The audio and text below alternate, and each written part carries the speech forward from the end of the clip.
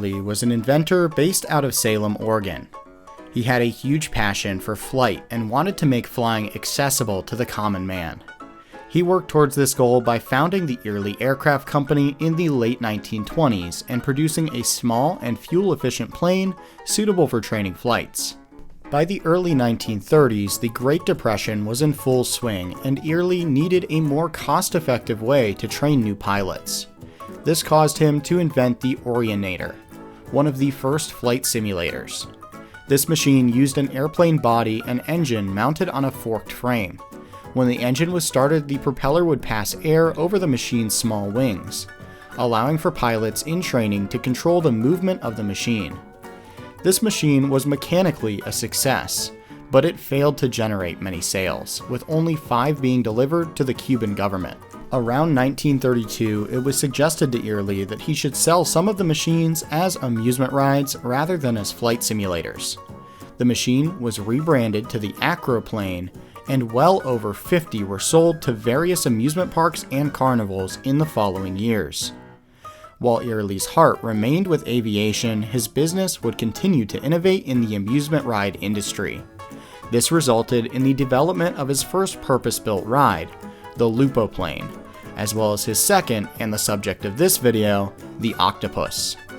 The Octopus was first prototyped in 1935, with the first installs coming around 1936, making this the 90th anniversary of the ride. The ride was immensely popular and went on to have over 100 sales and stay in production for half a millennia. The ride would spark numerous spin-offs by manufacturers all around the world.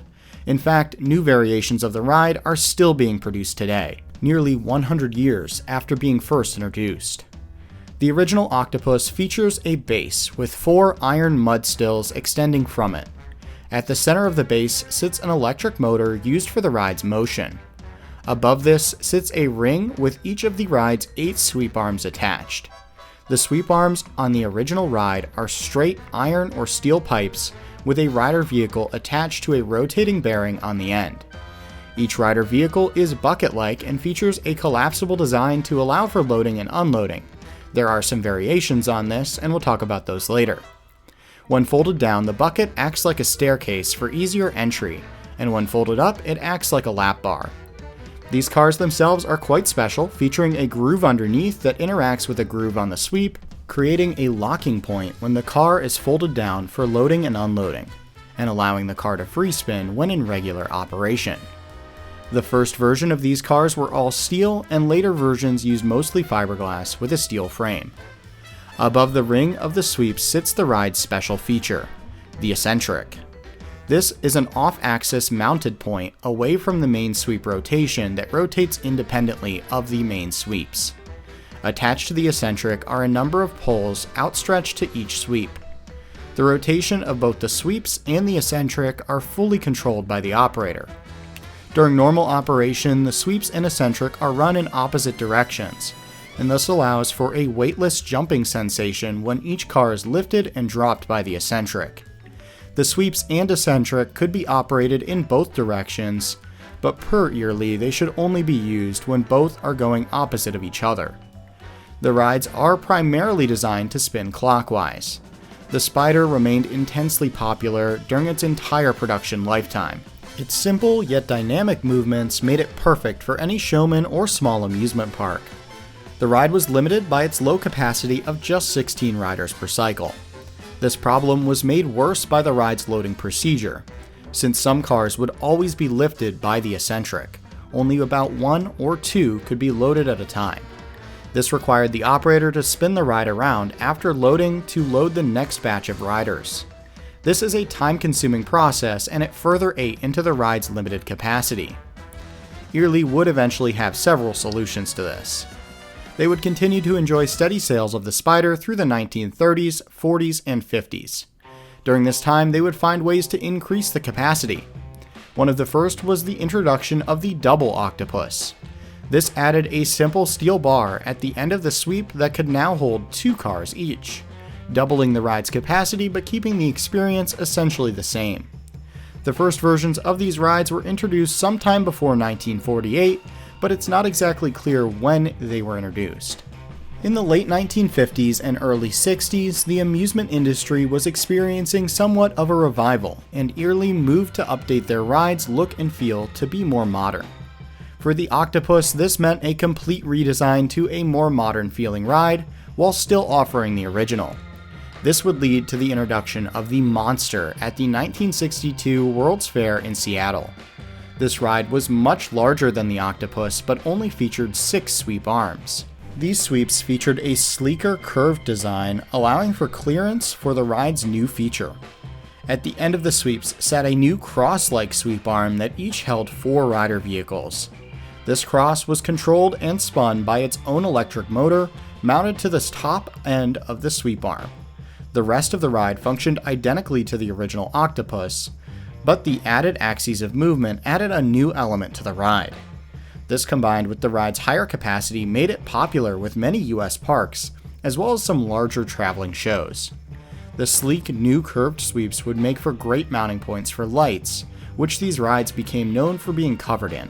The Monsters still featured the manual controls found on their predecessors.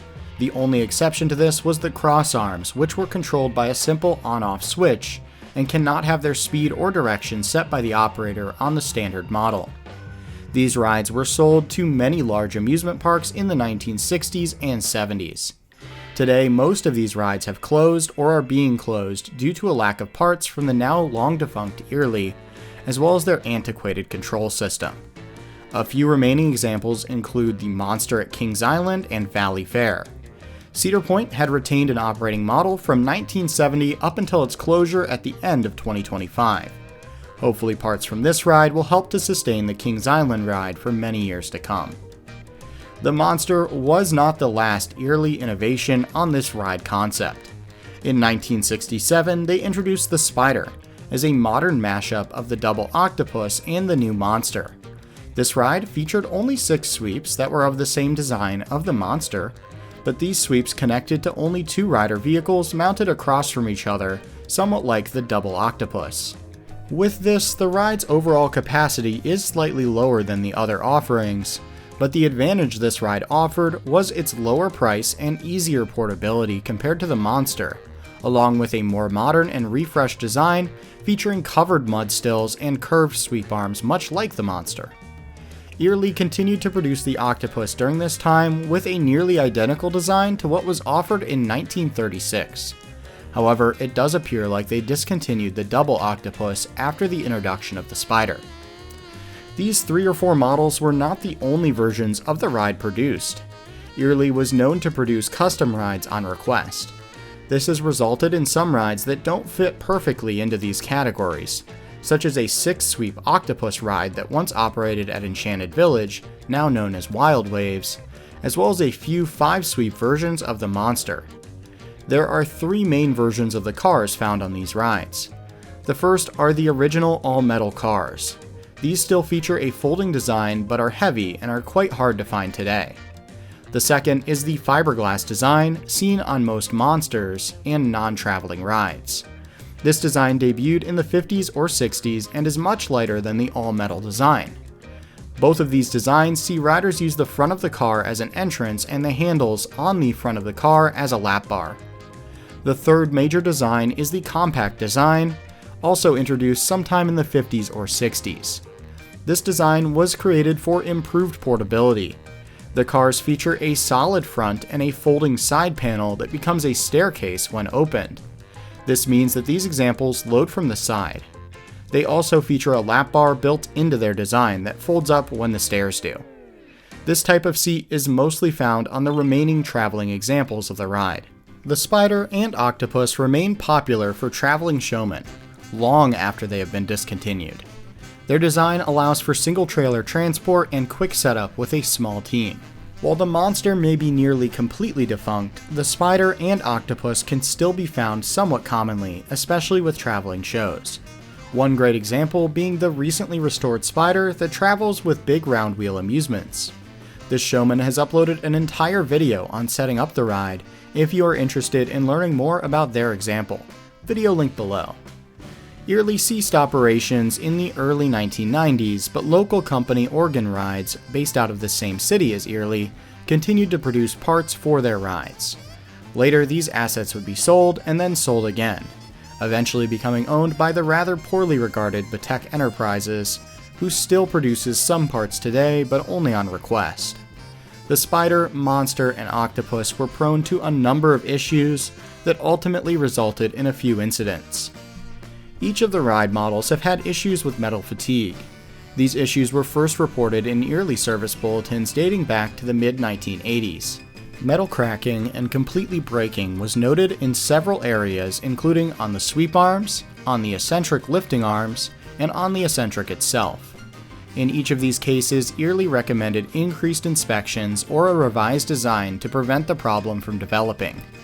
These problems resulted in at least one occasion of a sweep arm eccentric support breaking and causing the entire sweep to fall to the ground during operation. Another issue occurred in 1994. A Spider was operating at a fair in Kentucky and had its rider car break off the spindle and fall to the ground. This was determined to be caused by rust near the water weep holes in the sweep arm. NARSO, in collaboration with the state of Kentucky, issued a service bulletin covering the issue in 1994, as Eyerly had since closed. However, considering that all of these rides have now been installed at hundreds of shows and parks, and the oldest examples have now been operating for nearly 90 years, these small number of issues and accidents are not too surprising. The rides today are safe and relatively reliable attractions. The legacy created by these rides live on in the amusement industry. German manufacturer Schwarzkopf would be the first to make their own version, known as the Polyp. These rides and the many rides that were later inspired by them will get their own video in a future season, as there's simply too much to cover here. Rides using eccentric motion to enhance the ride experience have continued to evolve, and in fact are still being produced and have been designed by manufacturers all over the world. This year marks the 90th anniversary of the original eccentric ride, designed and built in Salem, Oregon, and delivered all over the world. Today, those designs live on in both operating examples of the ride and the many hundreds of designs that have been inspired by it. It's an all-American ride that has now grown to be recognized all over the world. Accordingly, it's a fitting ride to celebrate this 250th birthday of the United States. If you are viewing in an area with one of these rides operating nearby, be sure to give it a ride to celebrate the now 90 years of legacy started with the Eyerly Octopus. Thanks for watching this episode of Flat Ride Friday Season 3. We've now reached the halfway point of this season. If you'd like to watch the remaining 10 episodes without having to wait, feel free to become a channel member and start enjoying them right now. If not, no worries, the next episode will be out next week. Thanks for watching, have a wonderful 4th of July weekend, and we will see you next time.